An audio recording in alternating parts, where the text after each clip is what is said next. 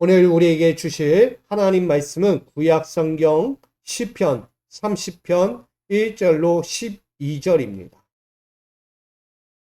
우리에게 주실 하나님 말씀은 시편 30편 1절로 12절까지의 말씀을 우리 한 절씩 받들어 봉독하겠습니다.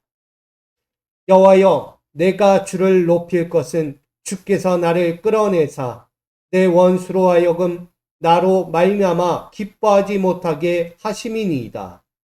여호와 내 하나님이여, 내가 기뻐하나이다. 여호와여, 주께서 내 영혼을 수월에서 끌어내어 나를 살리사 무덤으로 내려가지 아니하게 하셨나이다. 내 성도들아, 여호와를 사랑하며 그의 거룩함을 기억하며 감사하라. 그의 노염은 잠깐이요 그의 은총은 평생이로다. 저녁에는 울음이 깃들일지라도 아침에는 기쁨이 오리로다.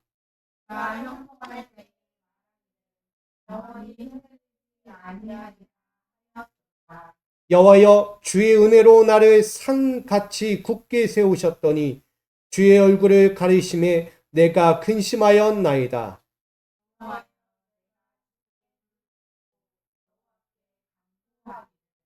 내가 무덤에 내려갈 때에 나의 피가 무슨 유익이 있으리요?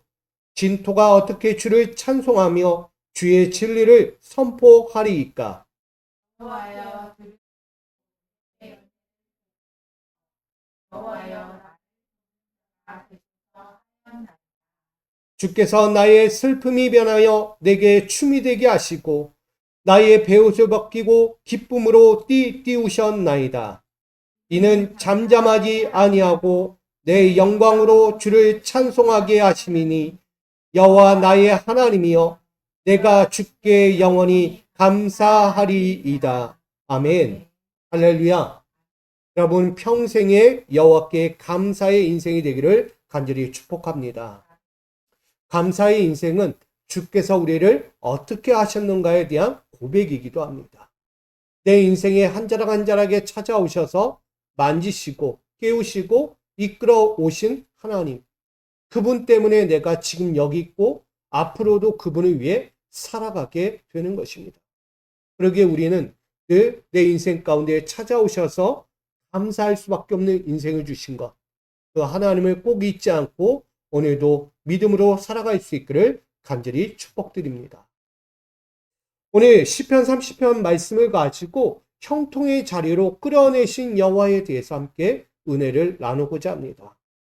오늘 시편 30편은 이런 배경을 갖고 있습니다. 본래는 다윗이 여호와께 미래적 믿음의 감사가 먼저 흐르고 있는 말씀이기도 합니다.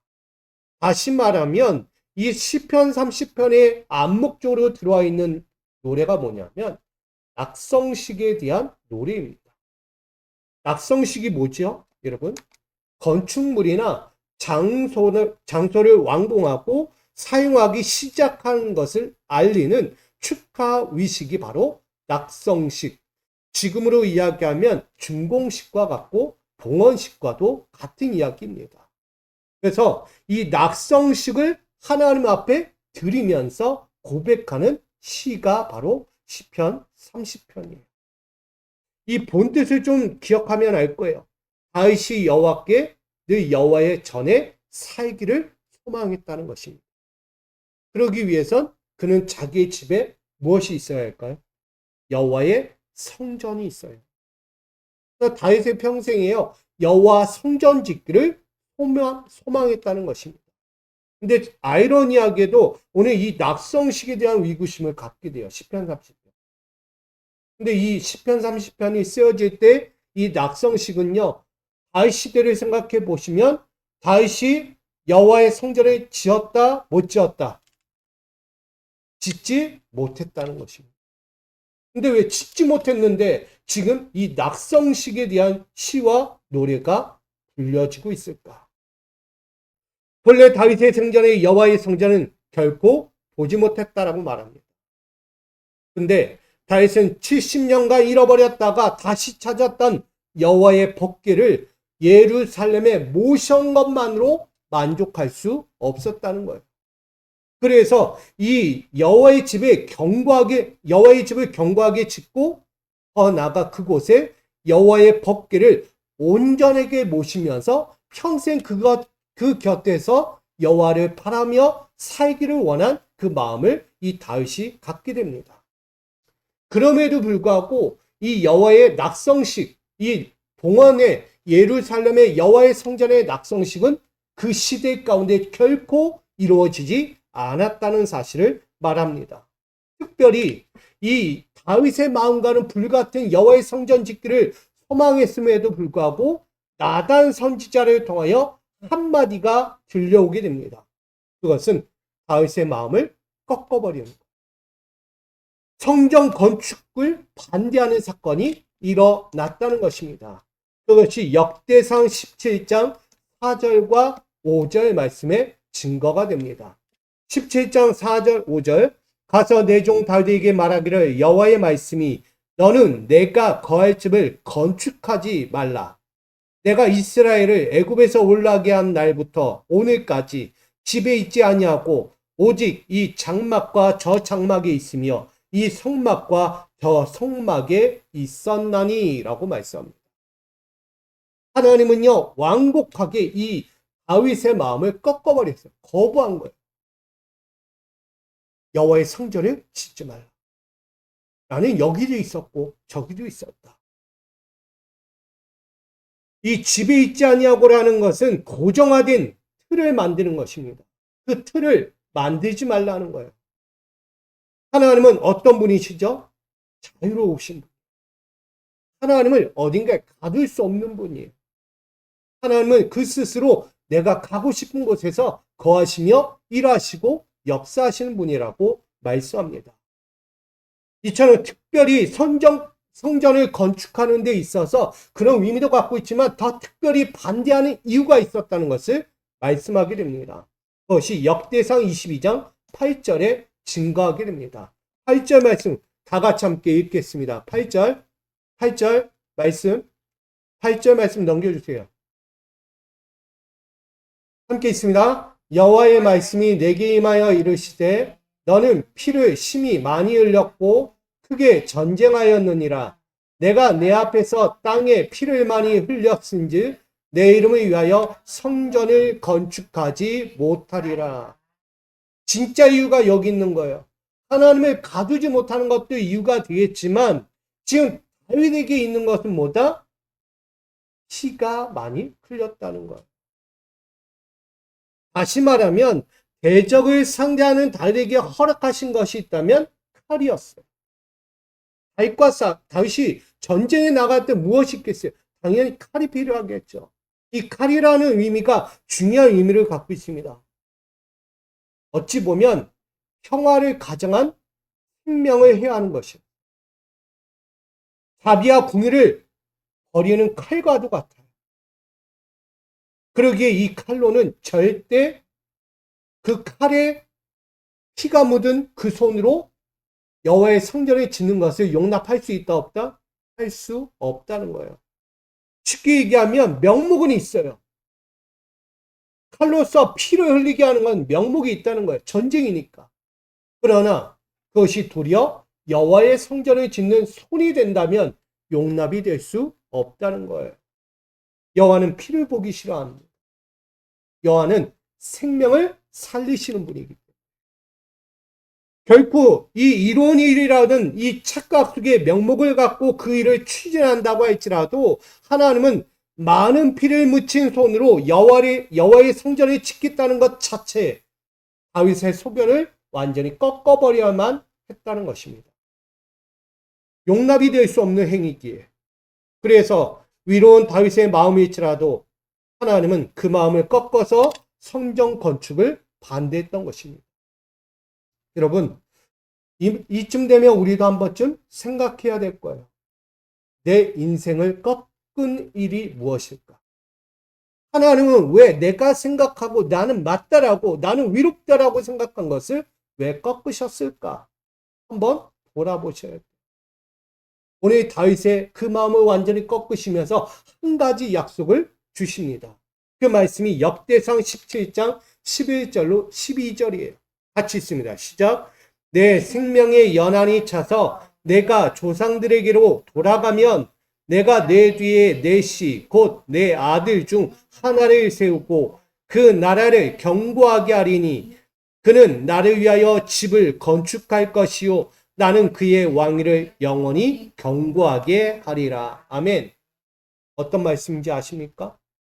다윗의 생전에는 결코 성전을 짓지 못할 거야.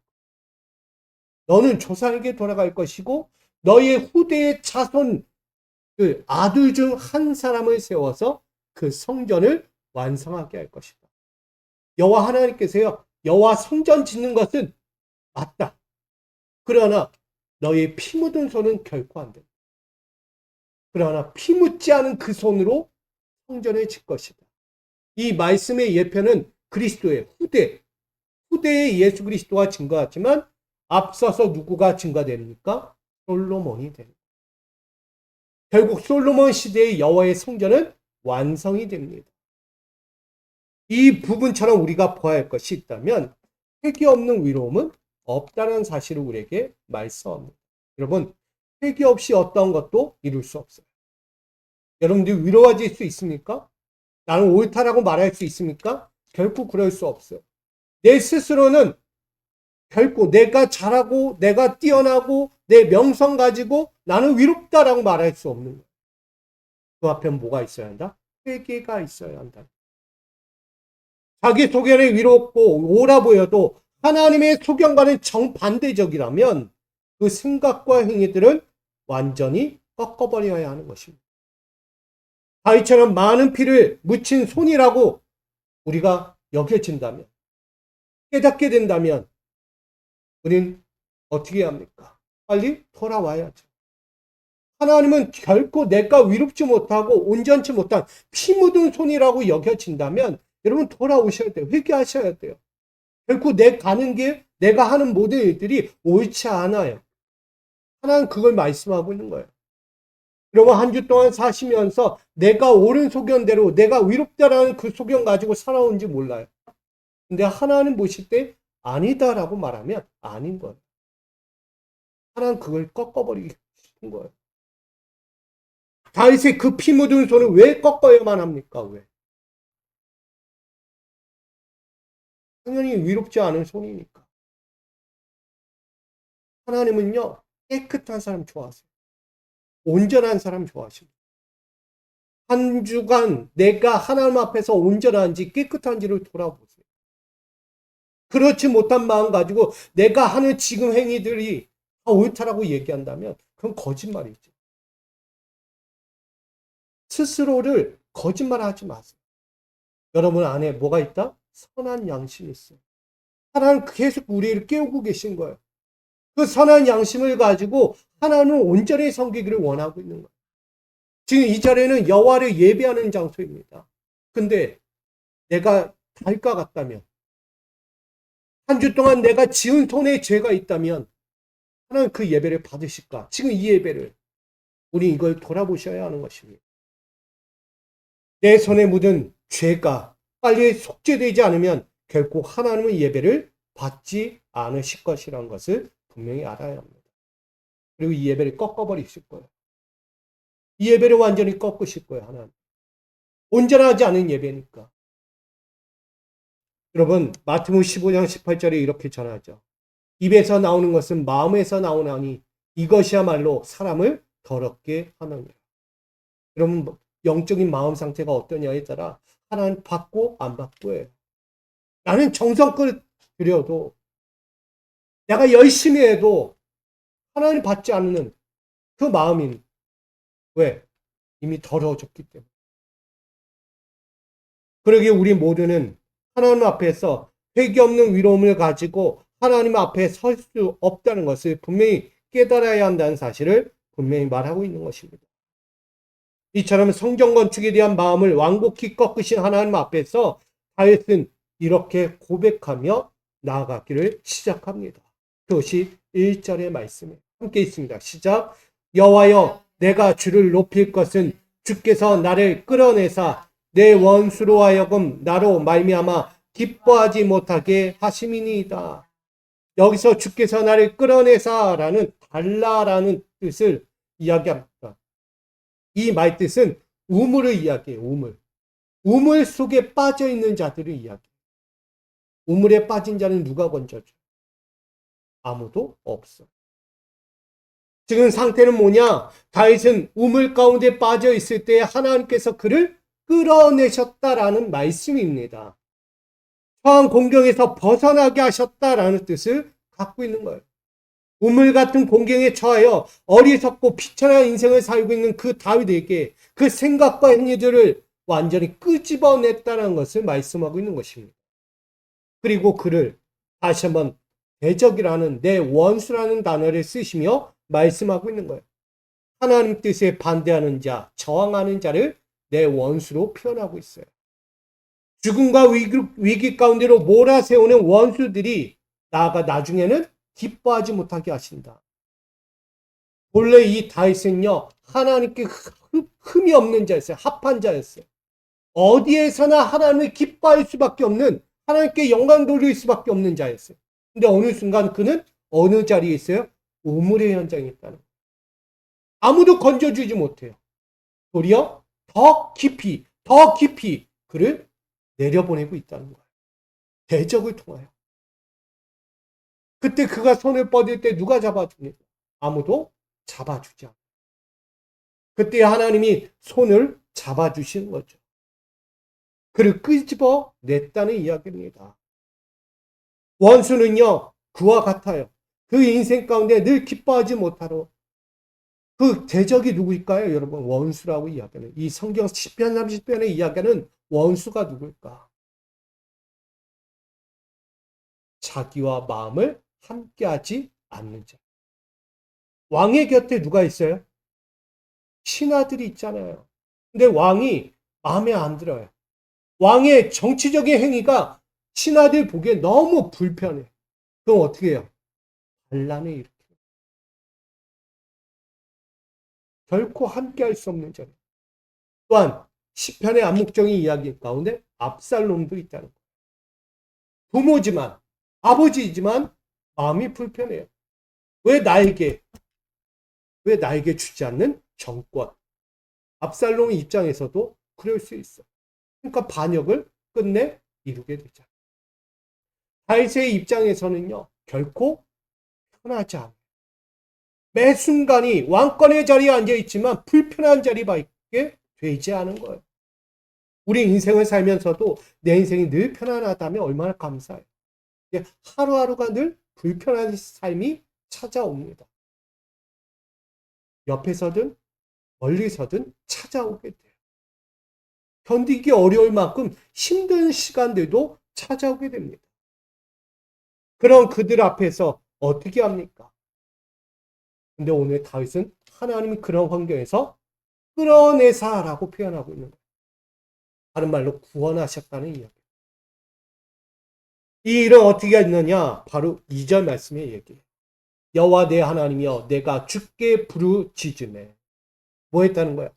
하나님께 내가 부르짖었더니 그 모든 우물, 나의 대적들, 원수들 가운데서 끌어내셨다는 거, 건져내셨다. 여러분, 다윗의 이 기도, 간구, 도고, 이 모든 것이 담겨 있는 거예요. 어떤 상황에서도요, 하나님께 감사하며 기도했다는 것을 이야기합니다. 질병의 고난에서 고치셨고, 죽음의 위기에서 영혼을 살리셨고, 때로는 그 어두운 시간들 가운데서 빛이 없을 때 그 환란에서 빛의 양지로 세워주신 하나님. 그 하나님에 대하여 은혜를 베푸셨다고 고백하고 있는 것입니다. 그러기에 이렇게 권면하고 있는 거예요. 누구에게? 여호와의 성도들에게. 여호와의 성도들아, 여호와를 찬송하며 그의 거룩함을 기억하며 감사하라. 경험이 있는 거예요. 경험. 다윗은요, 지난날 그 영적인 하나님의 은혜의 경험을 지금 자기의 백성들, 신하들, 자신에게조차도 그렇게 전하고 있는 거예요. 여러분, 주의 성도는 누구죠?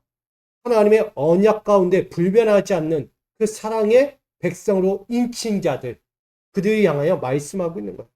나가 제케르라는 그의 거룩함을 이야기합니다. 제케르, 이것은 기념물이라고 이야기해요. 기념물. 그래서 다윗과 이스라엘에게 나타내신 여호와의 일하심과 은혜에 대해서 가장 깊은 경외감을 가지고 뭐하라? 드려라. 드려라.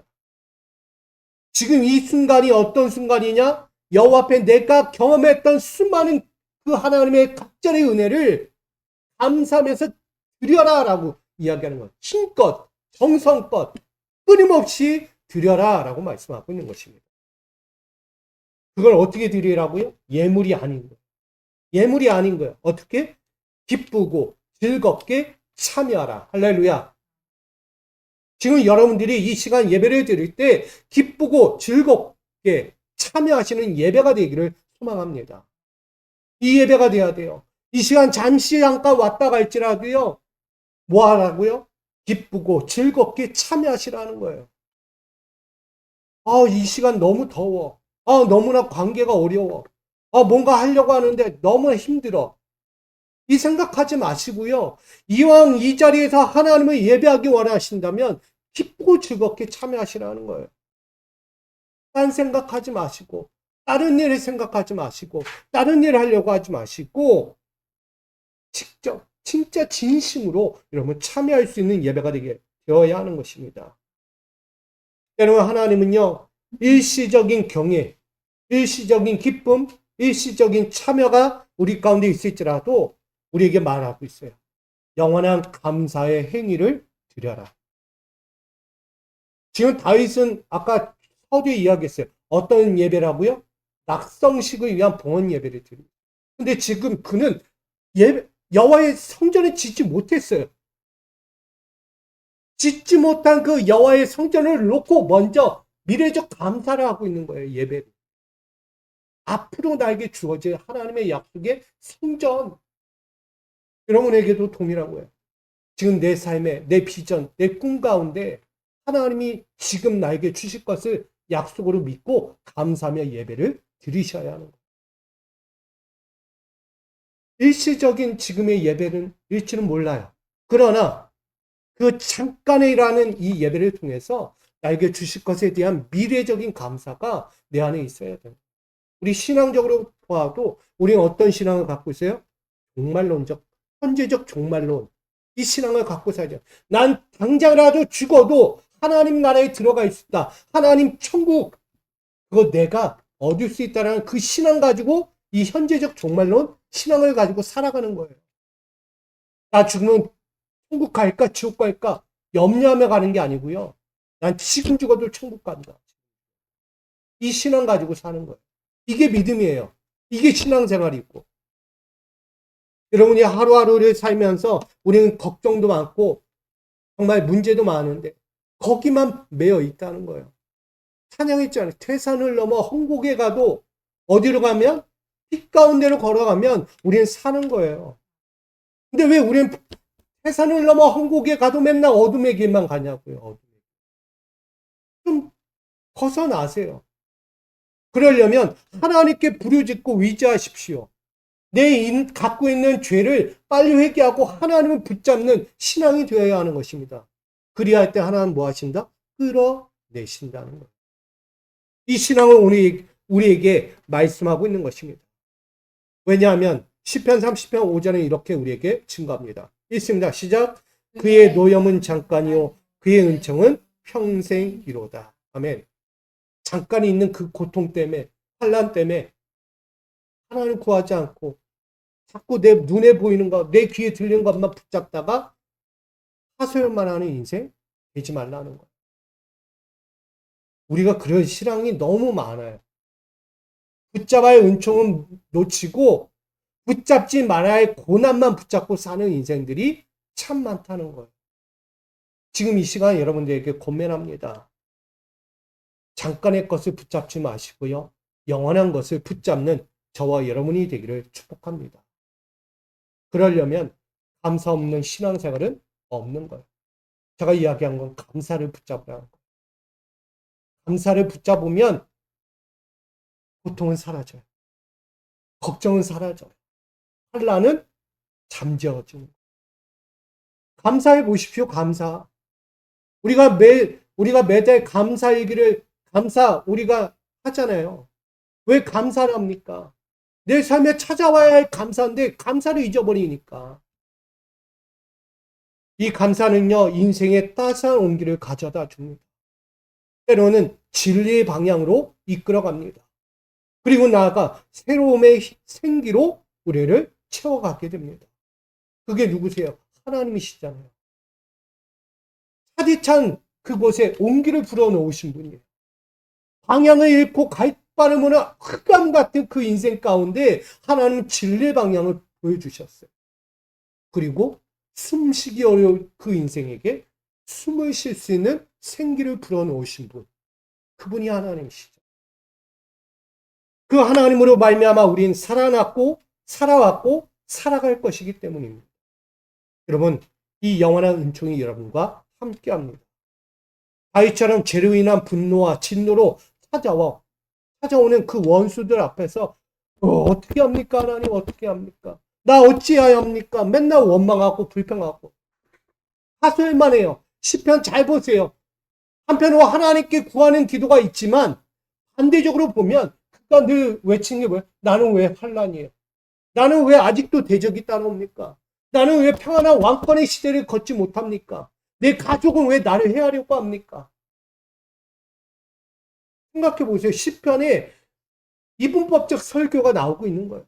한편으로 하나님을 의지했더니 건져줬고 하나님을 의지했더니 나를 살리셨고, 근데 반대적으로 보면 내 곁에 늘 원수만 있어요. 혼란만 있어요. 이게 같이 가고 있는 삶이에요. 근데 우리에겐 뭘 붙잡으라? 나에게 주어진 한 자락의 인생일 그 삶일지라도 나는 지금 최고의 삶을 붙잡아야 한다는 것을 말씀하고 있는 거예요. 그게 뭐예요? 감사하는 거예요. 하나님께 감사. 저는요, 우리 미숙의 모든 가족들이 하나님을 감사로 붙잡기를 소망합니다. 그래야 갖고 있는 문제가 떨어져 나가는 거예요. 나에게 있을 만한 그 감사를 통하여 극복해 갈 수 있는 신앙이 되는 것입니다.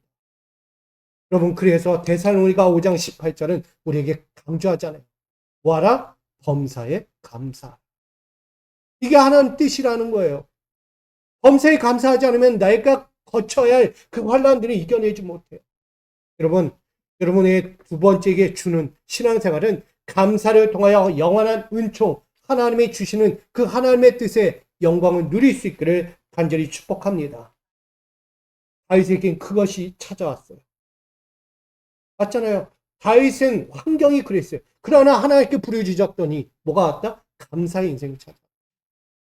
그 이유가 감사했기 때문이에요. 먼저 감사한 거예요. 미래적 감사. 낙성식을 놓고도 먼저 하나님께 감사했더니 훗날 어떻게 됐어요? 세워졌어요? 안 세워졌어요? 약속대로 세워지잖아요. 자기 때는 아닐지라도 자신의 아들을 통하여 여호와의 성전이 든든하게 견고하게 세워지는 약속, 그걸 보게 되잖아요. 저는 이것이 중요하다고 생각합니다. 하나님의 은총으로 주어진 삶에 대해서 다윗은 단호함이 있었어요. 흐트러짐이 없었다는 거예요.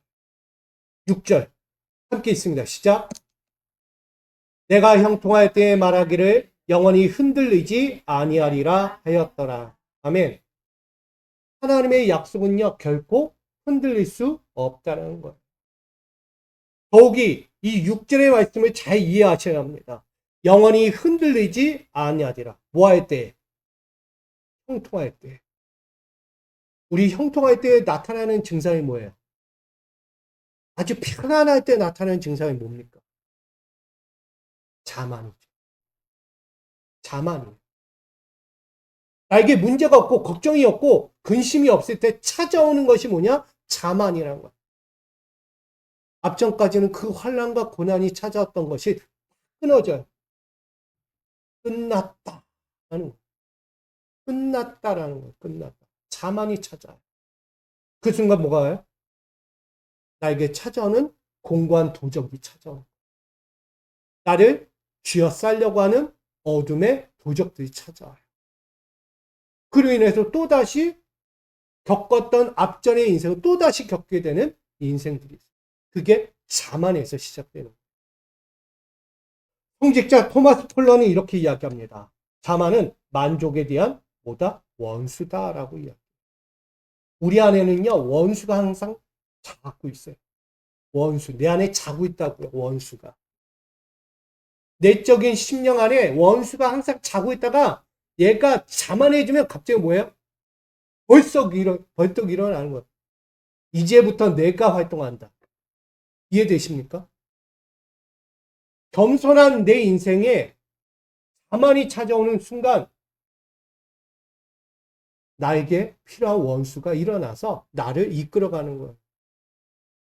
이걸 잘 기억하십시오. 여러분 지금 편안하고 안전하고 뭔가 걱정 의심이 없을 때 나는 누가 이끌어가고 있는 내 생각인가? 내 마음인가? 아니면 진짜 하나님이신가? 우리는요 잠잠할 때 조심하라 그래요. 영적인 신앙생활 하면서 우리가 신앙생활 하면서 한 주 동안 누가 나를 이끌어 오셨는가를 보셔야 돼요. 봤더니 원수예요, 원수. 세상에 나가서 이런 원수 만나고 이런 원수 만나고 아니 내 안에 원수가 있는데 멀리서 찾지 마세요. 원수는 내 안에 있다고요. 내 안에 원수가. 그러니까 하나님의 뜻과는 별개로 사는 거예요. 내가 원하는 것, 내가 바라는 것, 내 기준대로 사는 거예요. 남은 필요 없어요. 내 이웃 필요 없어요. 내가 먼저 우선순위 돼서 살아가는 거예요. 거긴 뭐가 있어요? 원수가 있습니다. 원수에게 쥐어 쌓인 거예요, 지금.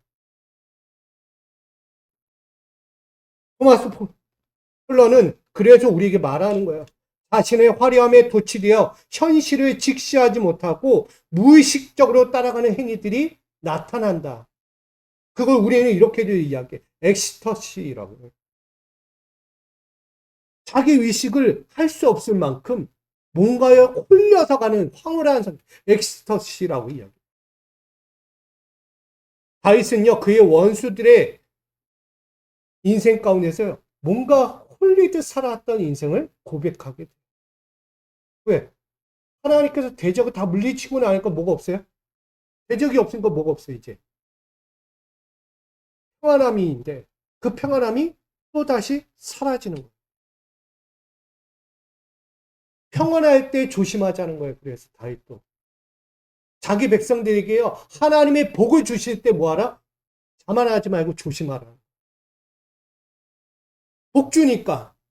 하나님이 이런 복 주고 저런 복 주니까 편한 거예요. 야, 하나님 믿으니까 이런 복이네? 틀린 말은 아니죠. 하나님 믿으면 복이 와요, 안 와요? 기수가족 여러분, 하나님이 여러분들에게 축복하면 복이 와요, 안 와요? 복이 오죠? 근데 그걸로 만족해요, 안 해요? 만족해요, 안 해요? 솔직하고 우린 만족 못 하잖아요. 하나님이 지금 나에게 주신 복은 이것밖에 안 줬어요. 근데 지금 나는 뭐예요? 이 복도 필요하다니까요. 돌아봤더니 또 뭐예요? 이 복도 필요해요. 지금 나에게는요, 한 가지 복으로는 만족이 안 되는 거야, 하나님이 주신 한 가지 복으로는 절대 저는 만족 못 해요. 몇 가지 줘야 돼? 내 만족이 다 채워질 때까지 줘야 만족이 되는 거예요. 그러니 감사가 안 나오죠. 그러니 또다시 자만에 빠집니다. 야, 하나님 이거 줬어. 근데 나 이거 안 되겠어요. 어디로 가요? 우상으로 넘어가는 거예요. 하나님 가지고 안 되니까 만족이 안 돼요. 그게 자만에서 오는 시작이에요. 원수거든요. 다윗은요, 그런 부분에서 흔들리지 않겠다는 거예요. 지금 낙성식을 예배를 드리지만 앞으로 내 후손을 통하여 주실 하나님의 성전, 나는 그것만으로 지금 만족한다. 그는 결코 지금 만족하지 못해요. 실상 만족하지 못해요. 현실은. 그러나 앞으로 있을 그것을 놓고 미리 감사하면서 만족합니다. 만족합니다. 만족합니다. 끊임없이 되새기는 거예요. 되새김질하는 거예요. 소가 염을 계속 되새김질하듯이 우리도 그 신앙을 가져야 하는 거예요. 다시 그렇게 하고 있다는 거예요. 앞으로 주어진 삶을 전적으로 하나님께 내어 드리겠다는 다윗의 고백이 담겨 있는 거예요. 여러분, 다윗은 자신에게 주어진 이 삶에서 하나님이 베풀어 주지 않으면 어떤 것도 나에게 만족이 없다는 것을 고백하고 있습니다. 그래서 이렇게 얘기해요. 11절 같이 있습니다. 주께서 나의 슬픔이 변하여 내게 춤이 되게 하시며 나의 베옷을 벗기고 기쁨으로 띠띠우셨나이다. 아멘. 다 아시는 말씀이죠.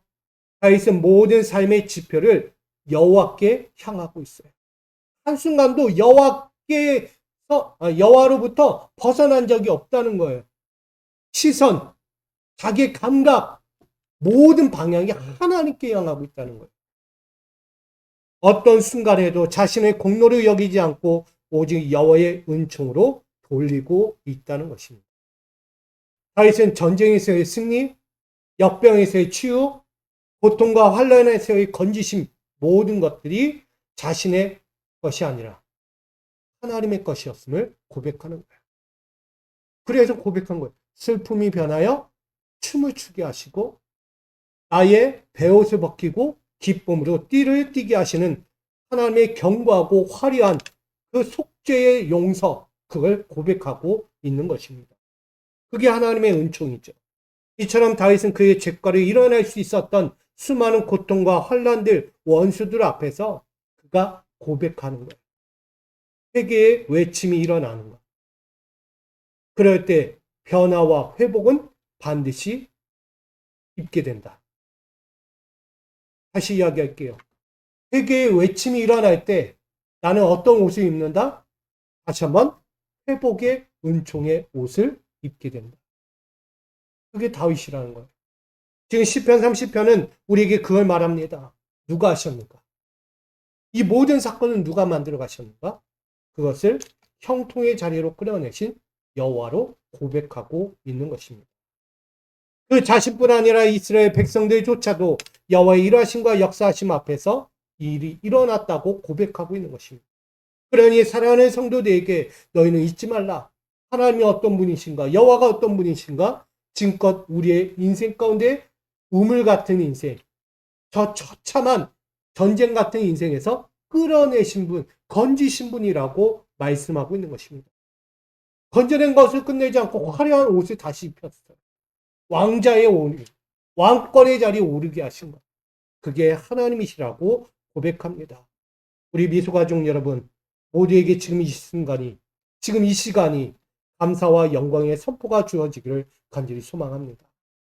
여러분 입술로요, 감사하십시오. 영광을 선포하십시오. 그리야 할 때 하나님의 주권적인 형통이 강건하게 우리 삶에 찾아오게 될 것입니다. 12절 함께 있습니다. 이는 잠잠하지 아니하고 내 영광으로 주를 찬송하게 하심이니 여호와 나의 하나님이여 내가 주께 영원히 감사하리. 아멘. 다윗의 고백입니다. 그는 잠시 잠깐 고백하지 않아요. 영원히라고 고백했어요. 자신에게 주어지지 않은 낙성식일지라도 미리 감사하면서 그 낙성식을 바라보고 있는 거예요. 저는 이 모습을 통해 저는 우리 미소가족 여러분들이 동일한 낙성식이 있기를 소망합니다. 내 삶에, 내 인생에, 내 기업에, 내 교회에, 내 가정에 하나님이 허락하신 낙성식, 여호와의 전이, 하나님의 축복이, 하나님의 평강이 우리에게 먼저 낙성식으로 예배되어지는 이 자리가 되기를 간절히 축복합니다. 하나님의 나라는 먼 곳에 있지 않습니다. 지금 이 자리에 있습니다. 지금 하나님의 나라가 여러분 가운데 임하고 있는 거예요. 여기 오늘도 여러분의 입술을 열고 마음을 열어서 하나님의 베푸시는 그 자비하심과 사랑의 손길을 날마다 충만히 누리고 또한 나아가 하나님 나라의 미소교회, 여러분 가정 그렇게 형통과 은혜로서 바라보는 시와 찬미가 여러분 가운데 날마다 앞으로도 울려 퍼지기를 주님의 이름으로 축복드립니다. 우리 이렇게 마지막으로 한번 같이 읽고 마치려고 합니다. 스펄전 목사님의 일기 가운데, 설교 가운데 나온 말씀인데 보이시나요? 제가 읽을게요. 나는 여기서 노래를 시작하고자 하며 그리하여 내 영혼을 일깨운다. 현상의 가락을 읊으며 내 열정은 창공으로 비상한다. 내 생에 그분을 찬양하며 죽어서도 그분을 찬양하리라. 그분이 내게 호흡을 주시는 한 내가 그분을 찬양하리라. 그리고 죽음의 이슬이 내 이마를 싸늘하게 적실 때에라도 나의 예수님을 항상 사랑할 것이라. 아멘. 스펄전 목사님이 전한 설교예요. 제가요, 목회하면서 스펄전 목사님 가장 좋아해요. 제 목회의 성향이기도 해요. 그래서 오늘 우리도요, 이 스펄전 목사님이 오늘 이 시편 30편과 잘 어우러지는 말씀과도 같다라고. 내가 죽는 날까지 죽는 날 여호와를 위하여 사랑하고 살 것이다 하는 거. 저는 여러분들이 그렇게 살기를 소망합니다. 필요하시면 가져가세요. 스펄전 목사님 너무 좋아요. 가정에다가 붙여놓으셔도 좋을 것 같아요. 그래서 여러분 가정에서 이 말씀을 읽으면서 하루하루를 정말 하나님이 주신 사랑 안에서 살아가는 축복의 자녀가 되기를 간절히 소망합니다. 여호와 나의 하나님이여 내가 주께 영원히 감사하리이다. 이 믿음의 목회가, 이 믿음의 가정이, 믿음의 삶의 여정이 그렇게 살기를 원합니다. 형통으로 우리를 끌어내시는 여호와 하나님을 내가 오늘도 영원히 감사하며 노래하며 고백하기를 원하오니 우리 모든 이들의 고백 가운데 하나님 축복과 은혜와 사랑으로 더하여 주시옵소서. 예수님의 이름으로 기도합니다. 아멘.